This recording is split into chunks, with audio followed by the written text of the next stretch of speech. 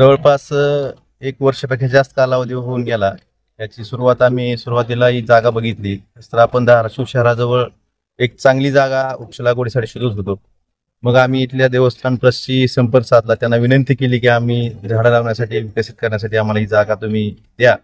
त्यांनी ती मान्यता दिली। त्यानंतर आम्ही 1 वर्षापासून या ठिकाणचं जमिनीचं सपाटीकरण असेल, त्यानंतर आम्ही तारेचं कुंपण करून घेतलं, नंतर ड्रीप करून घेतलं। आजपर्यंत आपण बघतोय की झाडं लावली जातात पण त्यांचं संगोपनाकडे दुर्लक्ष होतं, त्यामुळे झाडं दुर्दैवाने जगत नाहीत। त्यामुळे आधी झाडं संगोपनासाठी ज्या गोष्टी करणं गरजेच्या होत्या त्या गोष्टी आपण केलेल्या आहेत। आणि या ठिकाणी बालाघाट आणि सह्याद्री ह्या आपल्या महाराष्ट्रातल्या ज्या 2 पर्वतरांग आहेत, यात सापडणाऱ्या जवळपास 300 पेक्षा जास्त प्रजातीच्या 10,000 झाडांचा आज आपण वृक्षारोपण लोकसहभागातून केलेलं आहे। आणि आपला उद्देश हाच आहे की या ठिकाणी एक चांगलं पर्यटन स्थळ विकसित व्हावं आणि आपली जैवविविधता जी आपली मूळ आहे ही लोकांनाही माहिती व्हावी, कारण बऱ्याच आपल्यालाही माहित नसतं की ह्या झाडाचं महत्त्व काय।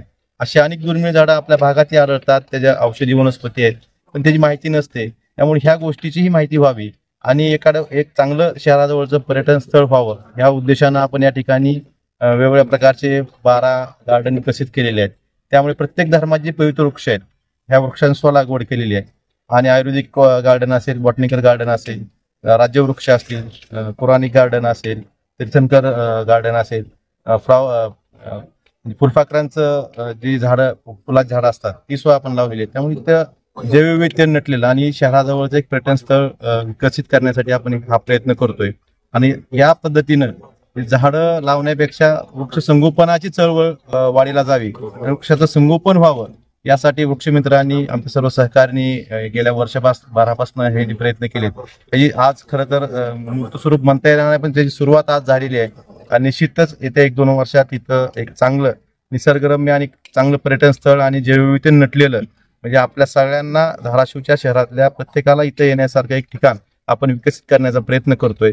आणि यासाठी लोकसहभाग हा खूप महत्वाचा आहे। लोकांनी आजही खूप भरभरून या ठिकाणी प्रतिसाद दिला। इथून पुढच्या काळातही बऱ्याच संघटनांनी ते वृक्ष संगोपनाची जबाबदारी घेतलेली आहे। निश्चितच अशा प्रकारची ही सुरुवात आहे। आपल्या जिल्ह्यात असेच बऱ्याच ठिकाणी पुढचं आपण येडेश्वरी देवस्थान जे आहे आपलं त्या ठिकाणी प्रकल्प हाती घेतोय।